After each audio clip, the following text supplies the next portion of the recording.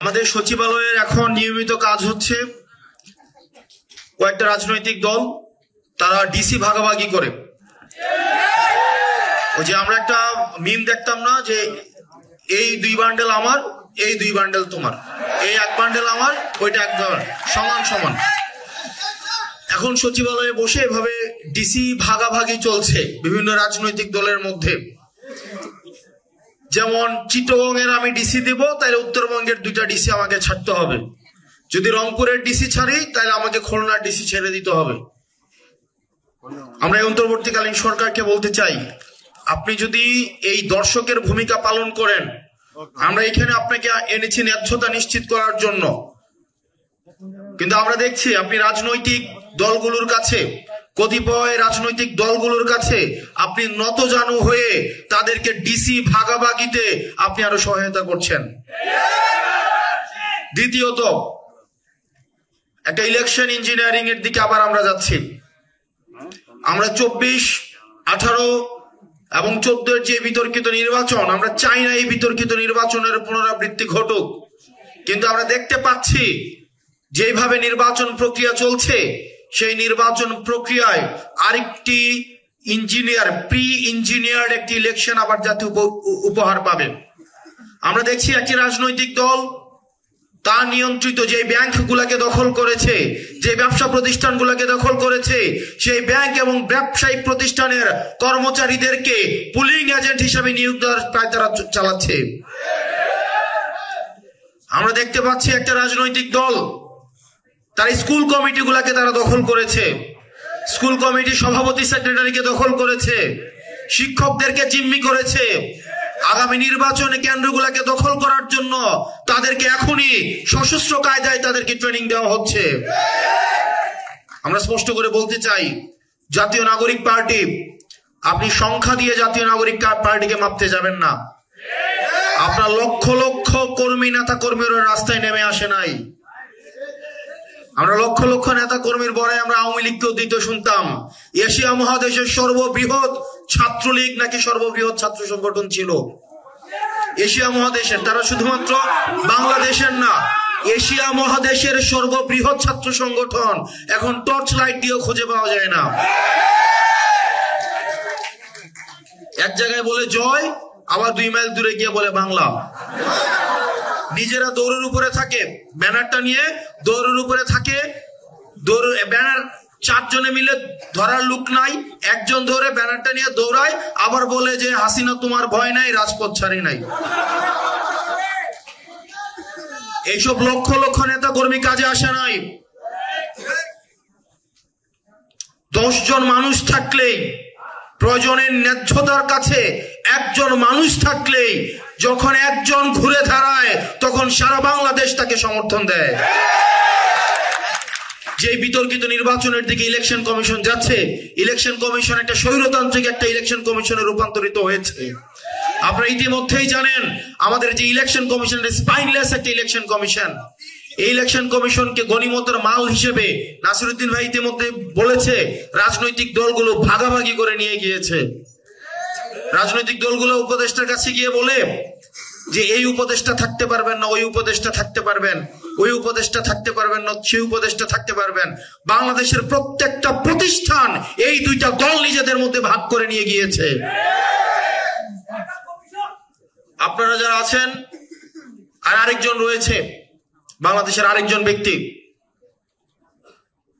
সেটা হচ্ছে তিনি জেনারেলদের ক্ষমা করে দেওয়ার জন্য উনি হচ্ছেন কিছুদিন আগে ব্রিগেডিয়ার আজমির কাছে হাত তুলে করজোড়ে ক্ষমা চেয়েছেন। উনি ক্যান্টনমেন্টে বসে বসে ষড়যন্ত্র করছে কাকে নির্বাচনে জিতাবেন আর কাকে নির্বাচনে উনি হারাবেন। আমরা বলতে চাই, আমাদের যেসব দেশপ্রেমিক সেনাবাহিনী দেশের জন্য, জাতির জন্য রাস্তায় নেমে এসছে, সেই দেশপ্রেমিক সেনাবাহিনীদের কলঙ্ক মুক্ত হওয়ার সুযোগ আসছে। আবার যদি ক্যান্টনমেন্টে বসে আবার বাংলাদেশকে পিছিয়ে দেওয়ার ষড়যন্ত্র করা হয়, আমাদেরকে আপনারা দাবায় রাখতে পারবেন না।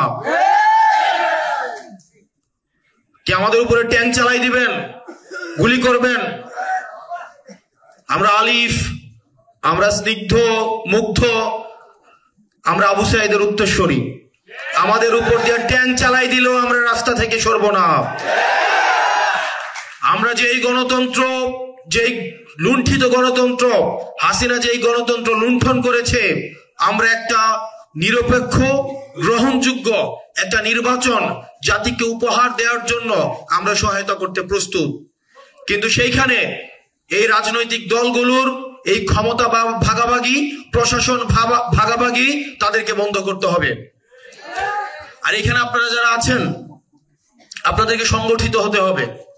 আপনাদের অনেকেই অভিযোগ করেন যে প্রশাসন হেল্প করছে না, আপনারা অনেকেই বলেন যে পুলিশ হেল্প করছে না, একটা মামলা নিয়ে গেলে বা একটা অভিযোগ নিয়ে গেলে তারা হেল্প করছে না। আমি সবসময় বলি, পুলিশের গাড়ি সামনে রেখে একটা রাজনৈতিক কর্মসূচি, আপনাদের রাজনীতি এখনো শুরু হয় নাই। যেদিন পুলিশের গাড়ি পিছনে থাকবে সেই দিন হচ্ছে আপনাদের মূলত রাজনীতি শুরু হবে। আপনি যদি মনে করেন প্রশাসনিক সহায়তা করলে আপনার রাজনীতি আগাবে আর এখন আগাবে না, তাহলে আপনি ভুল রাজনীতি করছেন। আপনাকে আত্মনির্ভরশীল হইতে হবে, নিজের পকেটের টাকা খরচ করে আপনাকে রাজনীতি করতে হবে। আপনি আমাকে জিজ্ঞেস করেন ফাইন্যান্স কোন জায়গা থেকে আসবে, ফাইন্যান্স আপনার নিজের পকেট। আপনি নিজের পকেটের টাকা খরচ করে আপনার রাজনীতি করতে হবে। গত মাসে সেন্ট্রাল কমিটির প্রত্যেকটা মেম্বার থেকে আমরা পকেট থেকে আমরা টাকা সংগ্রহ করেছি। এখন বলতে পারেন আমরা চাঁদাবাজি করছি। আমাদের নিজেদের কর্মীর থেকে, আমাদের নিজেদের সংগঠনে যারা আছে, আমরা তাদের থেকে আমরা টাকা নিয়ে হচ্ছে আমাদের এই প্রোগ্রাম, আমাদের কর্মসূচি বাস্তবায়ন করতে হচ্ছে। আপনারা যারা আছেন বিভিন্ন থানা কমিটির, আপনাদের নিজস্ব অর্থনৈতিক কাঠামো আপনাদেরকে গড়ে তুলতে হবে। একই সাথে আপনাদের নিজেদেরকে সেখানে হচ্ছে ডোনেট করতে হবে। আমাদের যে ক্রাউড ফান্ডিং এর যে মডেল রয়েছে, আপনাদের সেখানে অংশগ্রহণ করতে হবে। আপনাদেরকে বুঝতে হবে, আপনাদের অনেকেই মনে করেছেন বা অনেকেই ভাবছেন দল ক্ষমতায় যাবে এবং দল ক্ষমতায় গেলে আমরা ক্ষমতার অংশ হিসেবে আমরা রাজনীতি করছি, তাহলে আপনারা ভুল পথে আছেন। যাদের এই চিন্তা রয়েছে তারা এখনই হচ্ছে আপনারা এনসিপি থেকে ত্যাগ করে আপনারা নিজেদের মতো করে আপনারা অন্য রাজনৈতিক দলে চলে যেতে পারেন। রাজনীতি ক্ষমতায় থাকলে, ক্ষমতায় না থাকলেও আমাদের এই রাজনীতি অব্যাহত থাকবে। আমরা যে একটা বেটার বাংলাদেশ, যে বাংলাদেশে বৈষম্যহীন একটা বাংলাদেশ উপহার দিতে চাই, সেই বৈষম্যহীন বাংলাদেশ উপহারের যাত্রা আমাদেরকে অব্যাহত থাকবে। আপনারা দেখছি আপনাদের নিজেদের মধ্যে কারো বিরুদ্ধে যদি একটা অভিযোগ উঠে, আপনারা তার সমর্থন দিয়ে সোশ্যাল মিডিয়া ট্রেন্ডে গা ভাসিয়ে দেন। আপনাদেরকে মাথায় রাখতে হবে, এই media, social media, bureaucracy, military কেউ এনসিপি কে সমর্থন দেয় না। আমরা এনসিপি নিজের মতো করে আমরা সমৃদ্ধ হয়ে নিজের মতো করে আত্মনির্ভরশীল হচ্ছি। সুতরাং সোশ্যাল মিডিয়ার প্রপাগান্ডায় গা ভাসানোর আগে আপনাদের যেটি করতে হবে, আপনাদের ফ্যাক্ট চেক করতে হবে এবং নিজের যে সহযোদ্ধা, এই সহযোদ্ধার উপর আস্থা রাখতে হবে। আমরা দেখা যায় সোশ্যাল মিডিয়াতে বিভিন্ন প্রপাগান্ডা চালানো হয় নিজের সহকর্মীর বিরুদ্ধে। আমরা সোশ্যাল মিডিয়ার উপরে ভিত্তি করে আমরা আমাদের সহকর্মীদের বিরুদ্ধে অবস্থান নিয়ে নেই। আপনার যে সহযোদ্ধা, আপনার যে সহকর্মী, আপনার তাকে আস্থায় রাখতে হবে, তাকে আস্থায় নিতে হবে, তার বিপদে তাকে সমর্থন দিতে হবে, না হয় আপনার সংগঠন কখনোই বড় হবে না। সবশেষ, আপনাদের সংগঠনে বিভিন্ন সংগঠন থেকে অনেকে এসছে চর হিসেবে, গুপ্তচর হিসেবে স্যাবোটেজ করার জন্য। দেখবেন যখনই পার্টি একটি সংকটে পড়বে 5 জন পদত্যাগ করবে। যখনই সংকটে পড়বে 5 জন পদত্যাগ করবে। গত 1 মাসে কেউ পদত্যাগ করছে। এটা রাজনৈতিক বাস্তবতায় আপনার সংকট হবে, আপনার সম্ভাবনা তৈরি হবে, আবার সংকট আসবে, আবার সম্ভাবনা তৈরি হবে। এটা রাজনৈতিক পথ চলার অংশ। কিন্তু আপনি যখন সংকটও থাকবেন না, শুধুমাত্র সম্ভাবনায় আপনি এসে যোগ দিবেন, তাহলে ওই কর্মী নিয়ে আমাদের দরকার নাই। এটা বাস্তবতা মেনে নিয়েই আপনাকে আগাতে হবে। একটা রাজনৈতিক দলের সংকট থাকবে, সম্ভাবনা থাকবে, সুযোগ থাকবে, খারাপ সময় যাবে, ভালো সময় যাবে। আমি একটা রাজনৈতিক দলের শুধুমাত্র ভালো সময়ের জন্য আর খারাপ সময় আমি থাকবো না, তাহলে ওই কর্মী দিয়ে আমাদের কোনো লাভ হবে না। আমাদের সব সময়ের জন্য আমাদের প্রয়োজন।